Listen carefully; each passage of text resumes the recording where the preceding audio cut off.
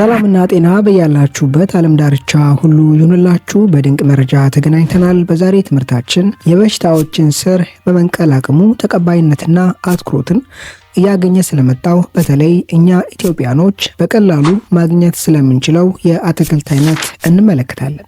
ስለዚህ አትክልት ድንቅ መረጃዎችን የምነግራችሁ ይሆናል። አዳዲስ የወጡ ሳይንስ ላይ መሰረት ያደረጉ በበርካታ ጥናቶች፣ ምርምሮች ተቀባይነትን ያገኙ የኛንም የቤተሰቦቻችንም ጤና ማከም ያለምንም የጎንዮሽ ጉዳት መጠበቅ የሚችሉ ጤና አለምላሚ የሆኑ መረጃዎችን እነግራችኋለሁ። በዚህ ትምህርት ላይ እነዚህን ጥቅሞች ከተመለከትን በኋላ ይህን አትክልት አዘጋጅተን ስንመገብ ማድረግ ስላሉብን ጥንቃቄዎችና የአጠቃቀም መመሪያዎች የምነግራችሁ ይሆናል። በጥሞና ካዳመጣችሁኝ ከቤታችሁ ሆናችሁ በገንዘብ የማይተመን ጠቀሜታዎችን ታገኛላችሁ። ከብዙ አክብሮትና ትህትና ጋር ትምህርቱን ላይክ ማድረጋችሁን አትዘንጉ። ይህን ትምህርት ወደ እናንተ ይዤ ስመጣ በርካታ ሰዓታትን ፈጅቼ የተለያዩ ጥናቶችን ተመልክቼ ለእናንተ በሚመች መንገድ አዘጋጅቼ ነውና ለእናንተ ላይክ ትልቅ ዋጋ አለው። ትምህርቱን ለሌሎች በማጋራትም እንዲጠቀሙበት እናድርግ። ይህ በቀላሉ የምናገኘው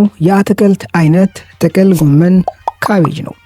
ጥቅል ጎመን የሚሰጠን በርካታ ጥናቶች የሚስማሙበት የሚቀበሉት ጠቀሜታ ትንሿ አንጀት ላይ ሊከሰት የሚችል ካንሰርን መከላከል ነው። ይህን ጠቀሜታ ጥቅል ጎመን ለእኛ የሚሰጥበት ዋነኛ ምክንያት ከፍተኛ የሆነ የአንቲኦክሲዳንትነት ይዘት ያላቸውን ኬሚካሎች መያዙ ነው። እንደ አጠቃላይ ከአትክልት አይነቶች በውስጣቸው ከፍተኛ አንቲኦክሲዳንት ኬሚካሎችን ይዘዋል ተብለው ከሚጠሩ የአትክልት አይነቶች ጥቅል ጎመን ሰፊውን ስፍራና ቦታ ይዛል። በይበልጥ ጥቅል ጎመን አንቶሳያኒን ተብሎ የሚጠሩ እነዚህን አንቲኦክሲዳንትነት ባህሪ ያላቸውን ኬሚካሎች ይዟል። ጥቅል ጎመን ውስጥ የሚገኙ አንቲኦክሲዳንቶች ፐሮክሳይድ ተብሎ የሚጠሩ ኤሌክትሮን የጎደላቸው ፍሪ ራዲካል የሚል ቅጽል ስም ያላቸው ሪአክቲቭ ኦክሲጅን ስፔሺስ ብለን የምንጠራቸው እነዚህ ፍሪ ራዲካሎች ኬሚካሎች ሰውነታችን ላይ በይበልጥ ዲኤንኤ ላይ ከሚያስከትሉት ጉዳትና የአወቃቀር መዛነፍ ጋር ተያይዞ የሚከሰት ካንሰርን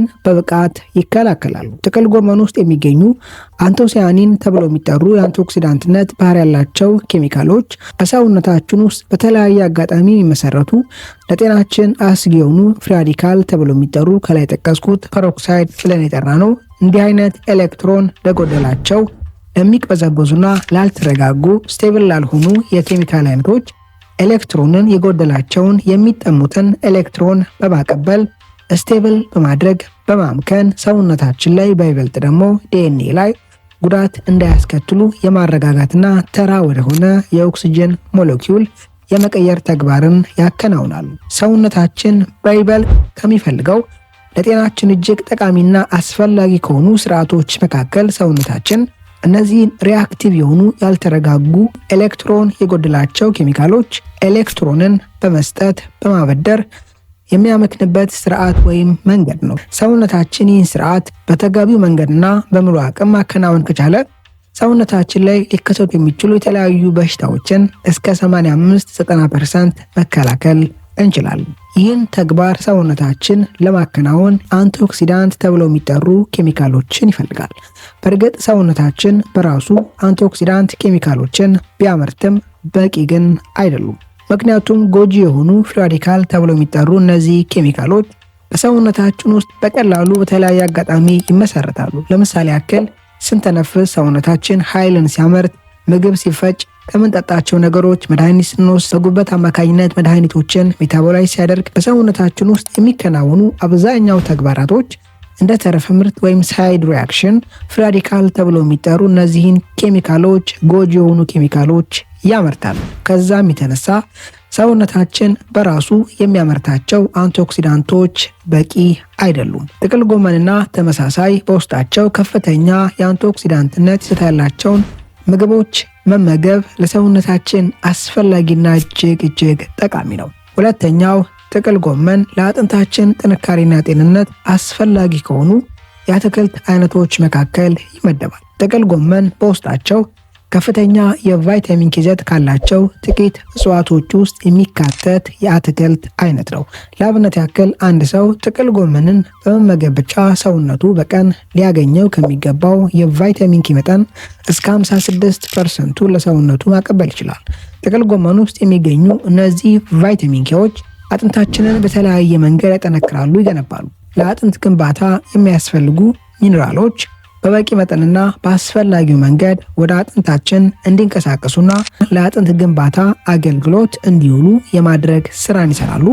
በሁለተኛ ደረጃ አጥንት ላይ ሊከሰት የሚችል የአጥንት መሳሳትን ይከላከላሉ። ይህን የአጥንት መሳሳት የሚከላከሉት በዋነኝነት ከቫይታሚን ዲ ጋር በመተባበርና እጅ ለእጅ በመያያዝ ነው። ሶስተኛ ጥቅል ጎመን ለሰውነታችን የሚሰጠን ጥናቶች የመሰከሩለት ጥቅም ለስኳር በሽታ የመጋለጥ እድልን ያወርዳል፣ ይቀንሳል። በተመሳሳይ መንገድ ለስኳር በሽታ የተጋለጡ ሰዎች ሊመገቡት አዘውትረው ሊመገባቸው ከሚገቡ የአትክልት አይነቶች የምግብ አይነቶች ጥቅል ጎመን አንደኛውና ዋነኛው ነው። ለዚህ ዋነኛ ምክንያቱ አንደኛ ጥቅል ጎመን ከፍተኛ የፋይበር ይዘት አለው። በተለይ ይህ የፋይበር ይዘት ሰውነታችን ግልኮስን፣ ስኳርን ሜታቦላይዝ የሚያደርግበትን ስርዓት የማረጋጋትና በደማችን ውስጥ የሚኖረውን የስኳር ሞለኪውል መንቀሳቀስ ከፍ ማለት የማረጋጋት የማርገብ ስራን ይሰራል።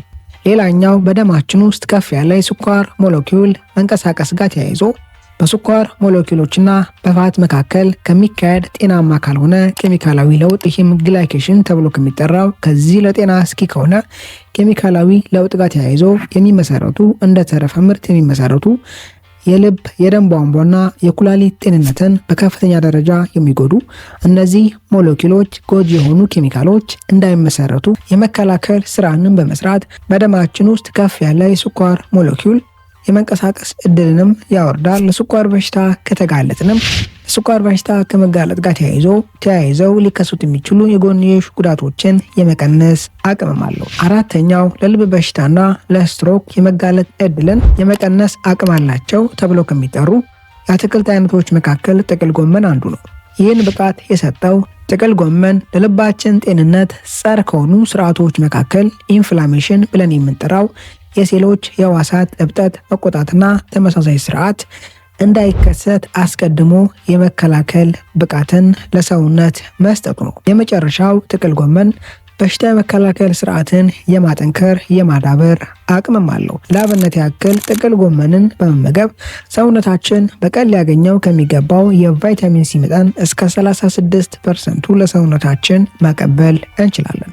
ከላይ ጠቀስኳቸውን ጥቅሞች ጥቅል ጎመንን በመመገብ ለሰውነታችን ማቀበል እንችላለን። ሌላኛው ልናደርገው የሚገባው ጥንቃቄ ከታይሮይድ ጋር ተያይዞ ጤና እክል ያጋጠመን ሰዎች ጥቅል ጎመንና ተመሳሳይ አትክልቶችን ስንመገብ በመጀመሪያ ጥቅል ጎመንን በሚገባው መቀቀል፣ ከቀቀልን በኋላ በደንብ አብስሎ መመገብ ያስፈልጋል። ጥቅል ጎመንን አዘውትሮ የመመገብ ልምድ ያልነበራችሁ ሰዎች ጥቅል ጎመንን አዘውትራችሁ መመገብ ስትጀምሩ ጋዝ ማለት የሆድ መነፋትና ተመሳሳይ ምልክቶችን የምታዩ ከሆነ እናንተም ጥቅል ጎመኑን በቀጥታ ከመጠቀማችሁ በፊት መጀመሪያ ቀቅላችሁ በመቀጠል ለእናንተ በሚስማማ መንገድ አብስላችሁ ብትመገቡ ከላይ ጠቀስኳቸውን ምልክቶች ማስቀረት ትችላላችሁ። በዛሬ ትምህርታችን ላይ ጠቃሚ ሀሳቦችን፣ ምክሮችን እንዳገኛችሁበት ተስፋ አድርጋለሁ። በቀጣይ በአስተማሪ ቪዲዮ እስከምንገናኝ መልካም ጊዜ ይሁንላችሁ ባይ